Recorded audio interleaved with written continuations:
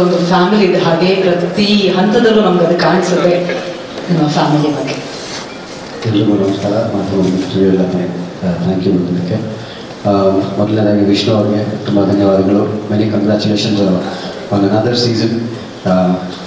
ಎಷ್ಟು ಕಷ್ಟ ಇದೆ ಅಂತ ಅವರು ಹೇಳಿದ್ದಾರೆ, ಸುದೀಪ್ ಅವರು ಹೇಳಿದ್ದಾರೆ. ಸೊ ಮತ್ತೊಮ್ಮೆ ಅದನ್ನೇ ಹೇಳಬೇಕಾಗಿಲ್ಲ.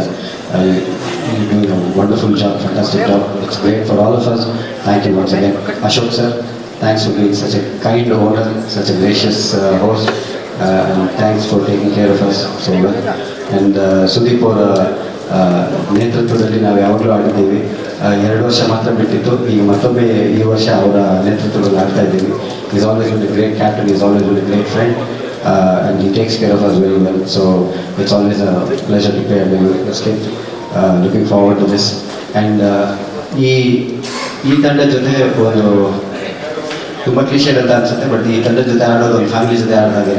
ನಾವು ಫ್ಯಾಮಿಲಿಗಿಂತ ಇನ್ನೂ ಕಡಿಮೆ ಇಲ್ಲ. ಅದನ್ನು ಪ್ರತಿ ವರ್ಷವೂ ನಾವು ಪ್ರೂವ್ ಮಾಡ್ಕೊಂಡು ಬಂದಿದ್ದೀವಿ. ಈ ವರ್ಷ ಕೂಡ ಅದೇ ಒಗ್ಗಟ್ಟಿನಿಂದ ಆಡ್ತೀವಿ. ಆ್ಯಂಡ್ ಐ ಥಿಂಕ್ ಈ ಸರ್ತಿ ಪ್ರದೀಪ್ ನಾವು ತುಂಬ ಮಿಸ್ ಮಾಡ್ತಾ ಇದ್ದೀವಿ. ಹಾಗಿದ್ದರೂ ಕೂಡ I think this is one of the strongest teams that we had. Karnataka bulldozers ಇಷ್ಟು ವರ್ಷದ ತಂಡಗಳಲ್ಲಿ ಕೂಡ ಇದು ಅತ್ಯಂತ ಸ್ಟ್ರಾಂಗ್ ಟೀಮ್ ಅಂತ ಅನಿಸುತ್ತೆ. ಆ್ಯಂಡ್ ಈ ವರ್ಷದ ತಂಡಗಳು ಎಲ್ಲದರಲ್ಲೂ I think Karnataka Bulldozers will be the strongest. So 8ನೇ ತಾರೀಕು ನಮ್ಮ ಮೊದಲನೇ ಪಂದ್ಯ ಇರುತ್ತೆ.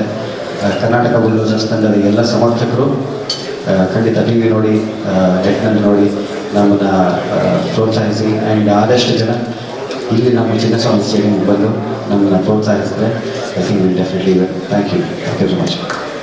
Thank you so much Sunil sir. ಕರುಣಾರಿ ಅವರವರೇ.